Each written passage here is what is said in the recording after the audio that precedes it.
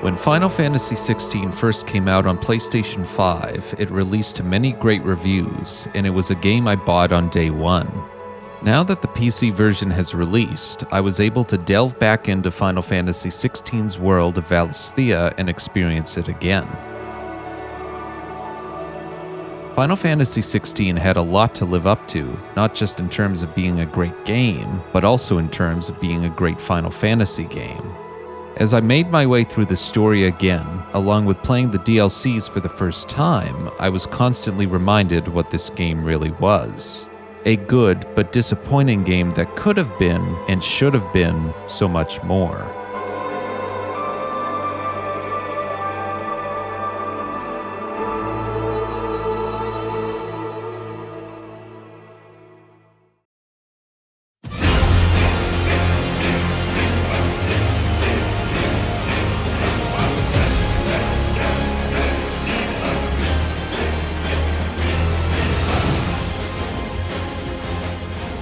The combat in Final Fantasy XVI is a double-edged sword, with it being one of the game's biggest strengths as well as a noticeable weakness. The fundamentals of combat are well thought out, allowing you to do basic attacks, combos, and new attacks when you prime, all with the ultimate aim of staggering the enemy. Once staggered, the enemy takes more damage for a set period of time. Your sidekick Torgal can also be given commands to. Moreover, there are a great variety of abilities. Some do insane damage to one enemy, some can drain the enemy's stagger bar greatly, and other abilities can counter incoming attacks. Though of course this is not an exhaustive list. However, you are not simply given these abilities. The game offers an upgrade system that allows you to learn and master those abilities, both for Clive's basic attacks and his icon abilities. The game introduces these icon abilities one at a time throughout the entire game. When gaining a new icon, it's incredibly fun to learn these attacks and try them out. After getting most of them, you can experiment enough with different icon abilities to personalize your combat how you want it. Later on, with enough points, you can mix and match abilities from various icons at once. Personally, I loved using Ifrit, Shiva, and Titan's abilities, and later on mixing in Odin's and Bahamut's. Outside of combat, the gameplay systems are quite straightforward. When you level up, your base stats are automatically upgraded.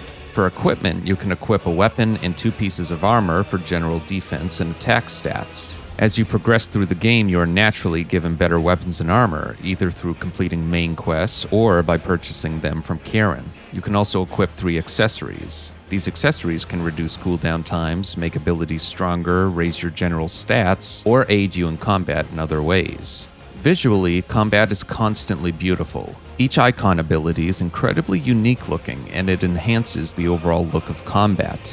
Unfortunately, the combat and surrounding combat systems have issues. First, the combat is way too easy and needed more options to make the combat harder. Then there's the accessories, armor, and weapons. As you progress through the main story, the game simply gives you better armor and weapons. I rarely had to do any side quests or extra content in order to get special armor or weapons. The game just makes them available.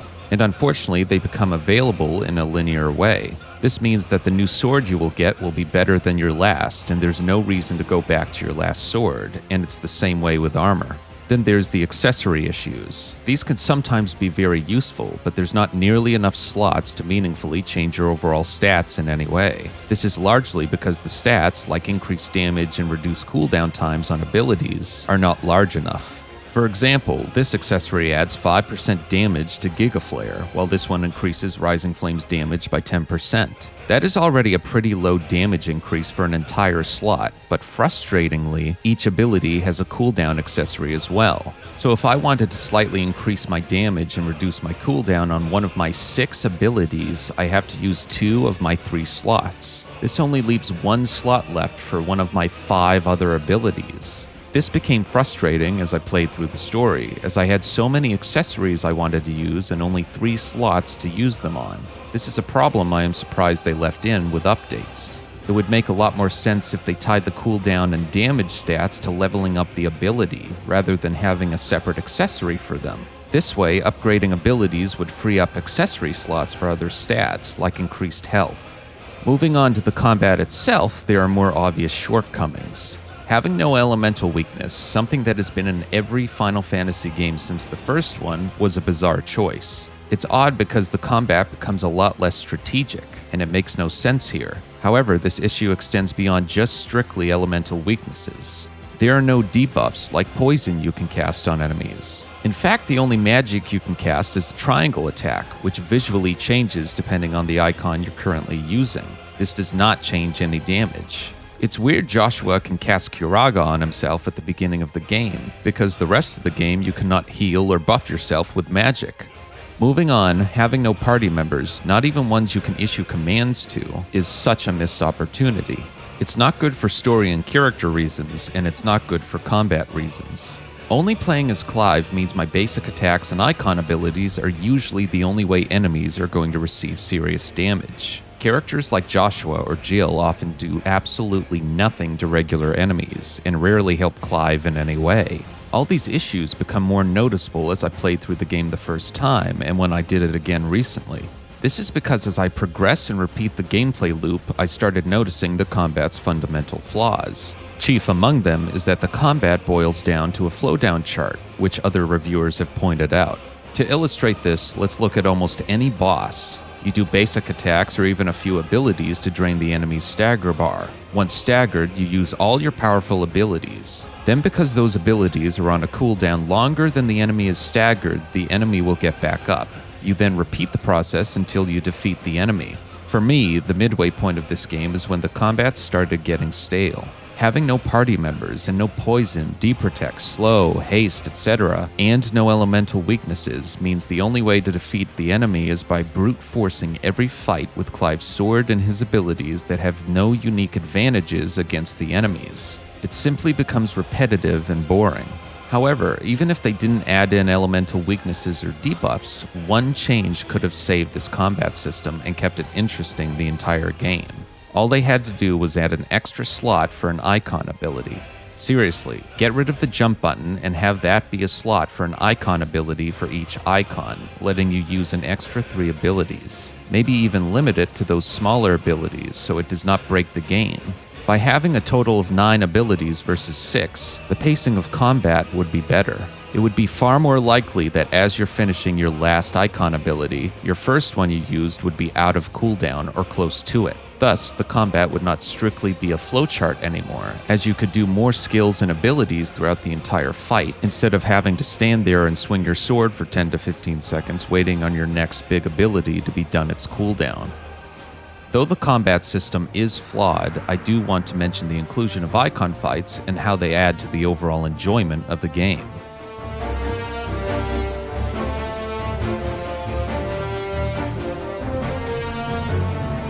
Even though these fights are largely on rails during cinematic moments, there is still straightforward gameplay to all these fights, mixed with QTEs, which all make for a great first impression. The highlights are of course Titan Lost and the Bahamut fight, but other icon fights are still extremely well done. The only issue I had is the lack of an Odin fight, which was being set up as one of the best fights in the game. But aside from this, the icon fights are truly amazing your first time through the game, and it's what keeps this game memorable.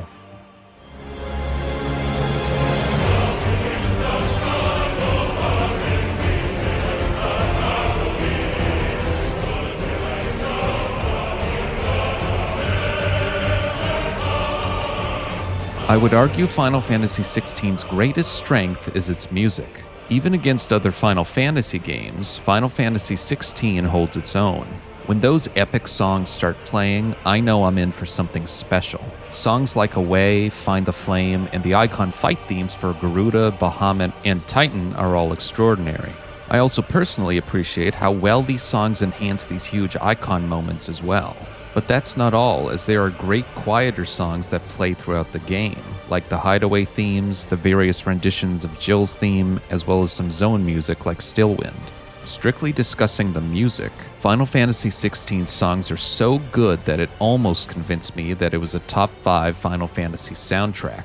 Almost. Playing through the game for what is now my 3rd time, when the music hits, it really hits. But as good as these songs are, there is a noticeable lack of variety compared to other mainline Final Fantasy titles, and there are few memorable tracks outside of those high-octane songs. I visited so many locations throughout this game, and it had a good amount of zones and areas, but unlike other Final Fantasy games, none of those areas left me humming or remembering what the music was that played there. It's also mind-boggling why no Chocobo track was put in while you are riding Ambrosia around, as a Chocobo song is a staple of Final Fantasy music at this point. Now, of course, it's not really a huge indictment on this game's soundtrack when compared to regular games. Rather, it does show just how good the other mainline Final Fantasy soundtracks are, and why, for me, Final Fantasy XVI just missed its mark to be an all-time great Final Fantasy soundtrack. But make no mistake, no matter how I feel about this game, Final Fantasy XVI's epic songs never failed to make me smile from how stellar they are. Final Fantasy games would be nothing without their music, and here Final Fantasy XVI more than delivers. It is a special soundtrack and deserves all the praise it gets.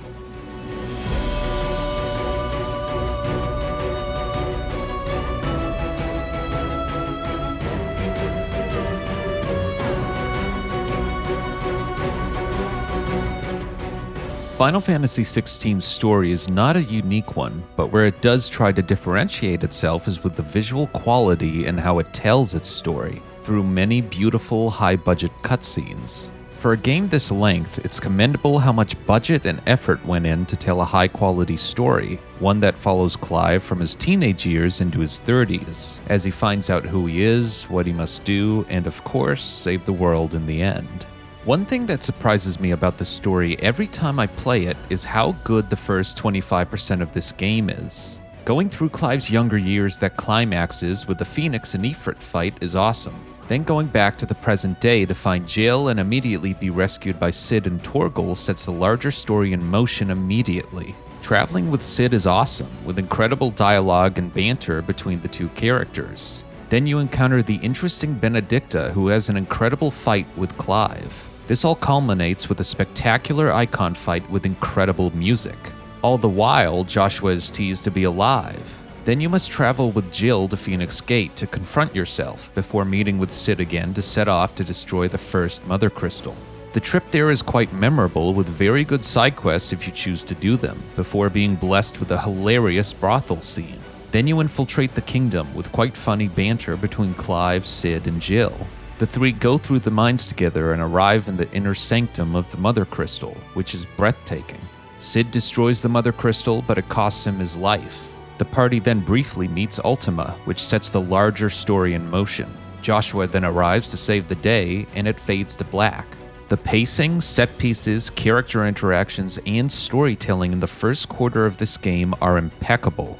And then the rest of the game happens, and a lot starts to go downhill. As I will discuss in the next section about characters, losing Cid negatively impacts Final Fantasy XVI in key ways. On top of this, the pacing becomes much worse. You will go from doing something important in the main quest to suddenly doing what should be side quests. Some examples would be Goots losing his wallet to a bunch of kid thieves, requiring me to hunt them down. Uncle Byron and Clive running around the town for quite a long time trying to gather information is not interesting. Hunting down parts for Mid in what are essentially fetch quests, which legitimately can take hours, slows the game to a crawl. The highs of this game are surrounded by the lowest lows, and it creates a huge pacing problem. To be clear, I don't need constant action, but I do want the story to meaningfully progress, and most of the time these pacing issues stop the story in its tracks. A great example is the second time skip after Cid's death, where the story is essentially reset and not progressed at all in 5 years. Clive's story has gone nowhere, Joshua's has gone nowhere, and even Clive and Jill's relationship for 5 years has gone nowhere. Even this scene here takes place not long after the time skip, and Clive is talking about Joshua and what happened at the Mother Crystal like it happened days ago. If I told you this took place 1 month after Cid's death, then it's 100% believable, and that's not good. Nothing in this world has meaningfully changed. This second time skip doesn't serve any meaningful purpose other than to reset the story and slow the pacing down. This game should not have been a 35 to 40 hour story. It needed to be closer to 20 in order to be paced very well throughout. This sucks because the story itself is one I do like. I just wish it was executed better. Further, there are more missteps. I did not like them abandoning the political aspects of this plot, as they were very interesting. Additionally, the story does not know how to handle many of its characters, especially antagonists, as many barely have much screen time throughout the game. And when they do, it's not long before they meet their demise, which I will discuss more later. Lastly, there are many story moments in this game that are not directly explained or are confusing. For example, the Leviathan DLC now makes this game's ending confusing from a lore perspective. Though they hinted at it in the base game, there was no Leviathan icon to take control of. Thus, Clive not being the perfect vessel makes sense. However, now after the DLC, nothing makes sense. He has all his powers now, but is still not the perfect vessel. This is one of a few times in this story where the lore and world tell you one thing, but then the writers go against that, and then they do whatever the hell they want. Ultimately, it's a good story that's weighed down by pacing and storytelling issues. This really should have been a grand, epic story, but in actuality, it's a decent story that is a roller coaster of some great moments and many bad moments, and it's disappointing.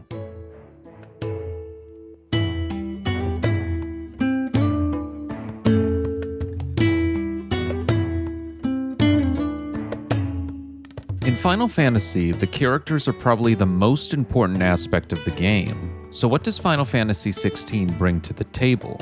Well, I want to start by discussing the best character in this game, Cid. Not only does he have an incredible voice actor, Cid also represents the best Final Fantasy has to offer. He has a dark past which he left behind to pursue the greater good, liberating bearers and offering them a place to live and die on their own terms. The game does a great job of hinting and fleshing out parts of his past with his interactions with Clive and Benedicta. There is a certain nuance to this kind of storytelling that's done far better with Cid than with almost any other character in this game. Additionally, Cid's dialogue is far and away the best written in the entire game.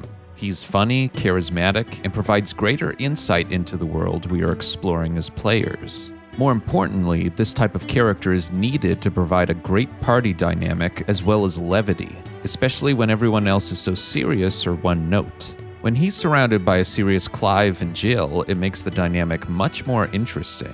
When playing, I believe Cid was well on his way to being the best Cid in any Final Fantasy game, and then he's killed off a quarter through the game.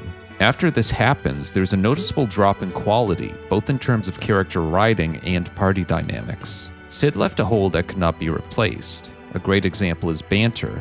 The banter between Clive and Cid is so good, so when Cid is gone, Clive's banter with other characters are never as good. Then we have Clive, the second most compelling character in this game. He goes through a meaningful arc, going from a young teen who lost everything to being the savior of the world. Classic Final Fantasy stuff. The shining star of Clive is his voice actor, Ben Starr, who brings nuance and believability to the character with an extraordinary performance. Clive is written pretty well and overall is a good character, but there are negatives that prevent him from being a great character. Clive is always a good guy. The game goes out of its way to show he is a black and white character. He saves Jill from his sergeant, he wants to save every bearer even if they hate him, and he even sacrifices himself to save the world. He never wavers in having a good moral compass, and as nice as that is, it doesn't make for a great, complex character. Another issue is that Clive goes unchallenged throughout most of this game. No one ever tells him no. I mean, I couldn't either. But seriously, if he wants to do something, everyone's gonna follow him. Jill says yes automatically, Joshua says yes, even Gav, who can be unhappy, still obeys Clive. One of the few times Clive is challenged is near the end of the game when Joshua punches him for taking Jill's powers. Just when somebody might stand up to him, Clive just explains it away. He's great, and he's doing it for the greater good. So literally 1 minute later, everyone's buddy-buddy. Because of this, it results in a party that's extremely one-note. Unfortunately, the only party member who challenged Clive was Cid. And once again, losing Cid means the only person challenging Clive is now gone. It's unfortunate because I believe Clive could have been an even greater character, but these writing decisions prevent that from happening.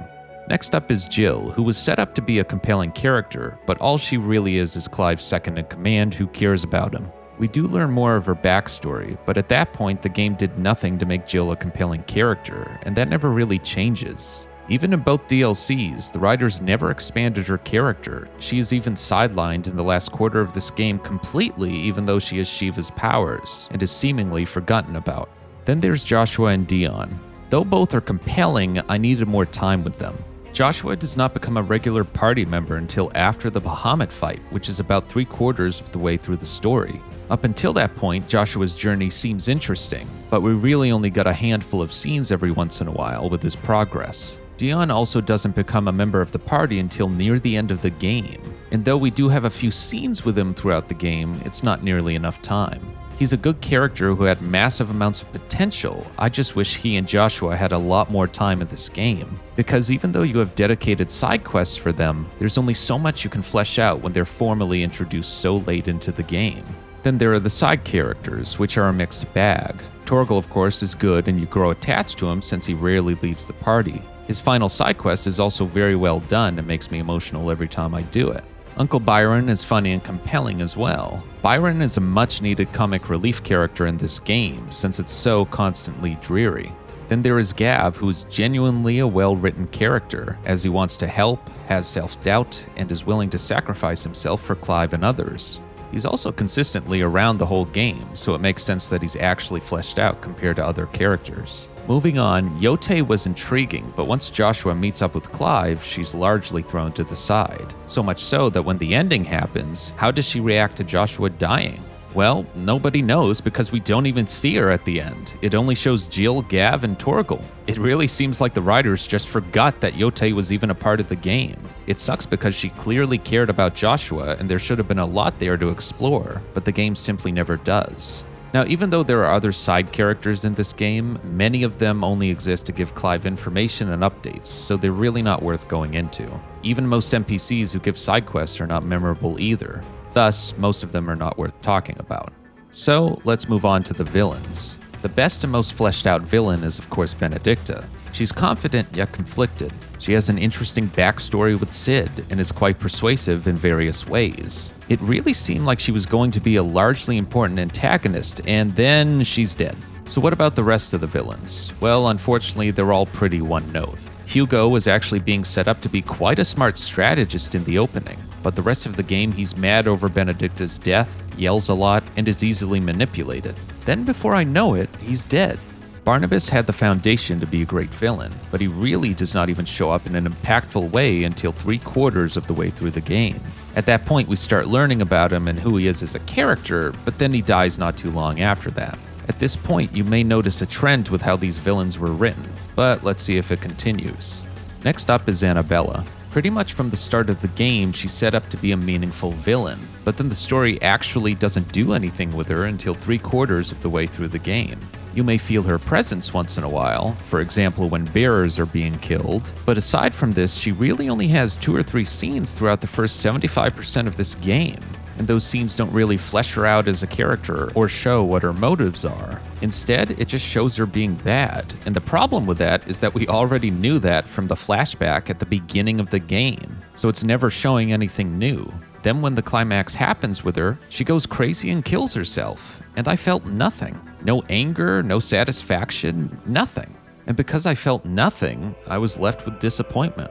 Even Ultima, the big bad guy, is incredibly flat as a character, a god who wants to wipe out humanity because he thinks he's above humans. Humanity has played its part in his overall plan, and he wants to move on from them. He's evil for the sake of being evil, and it's not compelling.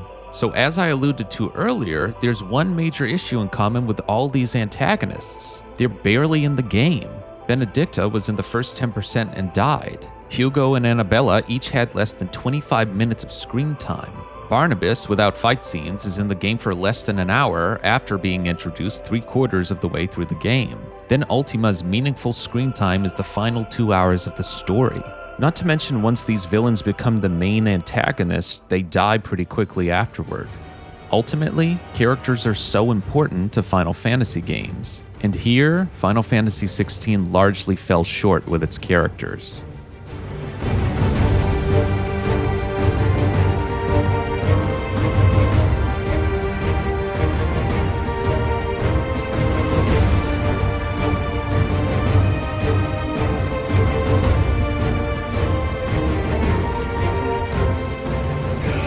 Starting off, the world of Final Fantasy XVI is beautiful. 16's graphics, especially on a high-end PC, are drop-dead gorgeous, with stunning zones, towns, and landscapes with a huge amount of detail.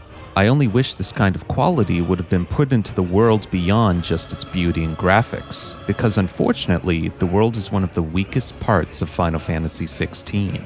Though beautiful, the art direction is not as strong as other Final Fantasy titles. Because of this, there are few memorable towns or zones. Rosaria is green with a few forests and some towns. Dhalmekia is just a giant desert. Even the Mother Crystal, which makes this area stand out, is destroyed and is gone for most of the game.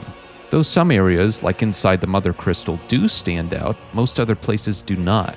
Even the huge monuments and remnants of the Fallen lack anything unique, as they chose to make them a dull white and gray color. Then about 75% of the way through the game, the sky changes to a grayish purple for story reasons, and all the zone's color schemes are changed to fit it. And it was a huge mistake. So much so that the developers themselves have stated that they did not like the sky either, and even made the Rising Tide DLC have a normal sky. Also, for story reasons, the blight is killing the land, making it black, gray, and lifeless. So as you progress in the game, the world is becoming more and more dull and gray, so much so that when you visit the Kingdom of Waloed later in the game, the entire area is gray and black, literally. Though it makes sense for story reasons, it makes the whole game look extremely bland and dull, and everything feels uninspired. Then there's the gameplay elements of the world, and I could not believe how bare bones each zone is. First, exploration is non-existent, with no secrets or dungeons to discover. The only meaningful discoveries are the chronolith trials, where you defeat waves of enemies within a time limit and do certain actions to gain more time. Running around, I sometimes found branching paths, only for them to either lead nowhere or provide meaningless items. Oh look, another Sharpfang. I remember specifically running to the edge of the desert off the beaten path to face this relatively tough monster because I saw an item behind it. I thought, wow, what could it be? Only to find out it was useless. I could go through the whole game never exploring, and I wouldn't really miss out on anything important. Besides, I end up exploring most of the maps anyway by doing the main quest and some side quests. Getting your chocobo is great, but then what do you really need it for? There are no mechanics for finding hidden treasure or items with it, like in many other Final Fantasy games. Lastly, the item system itself in this game is a letdown, as you'll have an overabundance of useless items like those Sharpfangs. This is because the game gives you whatever you need for upgrades all the time through the main quest. Moving on, let's talk about the side quests, one of the weakest parts of the entire game. Some are great, some are bad, and most are average. What the quests do well is establish lore and the world-building elements relevant to Valisthea. Unfortunately, that's all they do well, and that's what makes them such a problem for me. The side quests are simply boring, with mountains of dialogue from each quest giver telling me to either find something or kill something. Then my reward is never anything worth it because of an item system that is largely meaningless. These side quests make me understand and learn more about the world, but here's my question. Why should I care? And that's the ultimate issue. Rarely these side quests make me care about the world or the characters I'm meeting, so I'm essentially learning about a world I do not care about. Not to say some of these side quests are not great or make me care in certain situations, but it's such a small portion. Even the special hunts are simply okay, as they are rarely hard and reuse enemy designs I've already fought, leading to an issue of not having enough enemy variety. And all these complaints remain true in the DLCs. Again, the DLCs are beautiful, especially Mysidia, but there is no exploration, no important items or rewards, and the side quests are terrible. In the main story, you're taking down Leviathan in an epic icon battle, but in the side quests, go find and pick flowers for a person you just met and don't care about. That's it. That's the side quest. It's sad because they had a chance to improve upon the game here, and the developers simply chose not to. Though I know other Final Fantasy games have worlds with minigames, dungeons, and fun traversal methods, Final Fantasy XVI did not necessarily have to have any of those. However, it did need to have something meaningful and good to do in its world, and here, it simply doesn't. I run around doing side quests that are decent at best in a world with no exploration or rewards, and ultimately, it's not very fun or engaging. Before concluding this video, there are a few other topics to discuss. The new arcade mode, Kairo's Gate, was introduced alongside the Rising Tide DLC and offers a challenge for those who want to do it. There's also a new game plus, but it's not really that much harder since your level is whatever you end with on your first playthrough. Now, as far as performance goes, the PS5 issues are well known by now. The game will never be close to a consistent 60 FPS on the performance mode, and the graphics mode, though mostly stable, does have noticeable drops below 30 FPS at times as well. PC offers more features and options and can look beautiful. However, PC has its own issues. Though many issues have been fixed since its launch, it's an incredibly heavy game, so not just any PC will be able to run it well. There are also incredibly questionable decisions, such as locking cutscene frame rates to 30 FPS and not having ultra-wide support. Though mods have fixed these issues along with some others, it does not excuse the base game launching with these problems. So, no matter the version of the game you play, there will be pros and cons.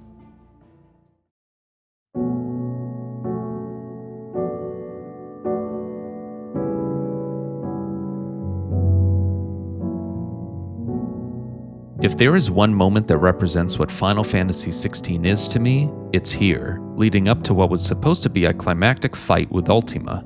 Clive, Torgal, and Joshua are joined by the rest of the characters. Jill swoops in using her ice moves, Dion jumps and attacks like a true dragoon, while Gav and Goots are there to help as well. Playing through this the first time, I sat forward in my chair saying, "Oh my god, this is it.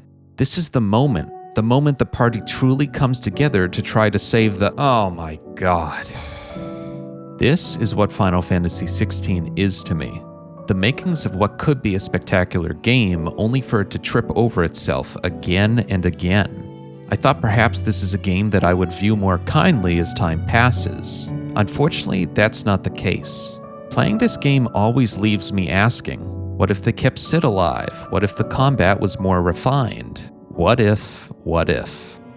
If there was ever a Final Fantasy XVI Part 2, then it would be incredible. Unfortunately, that's not happening. And it's too bad because there's such a good foundation here with so many good ideas, but those ideas are often simply half-baked or not executed well.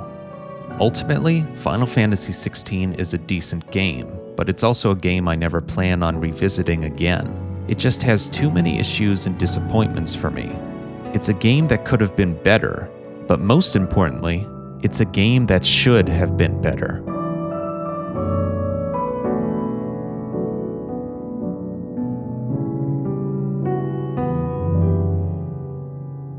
And thus did our journey end.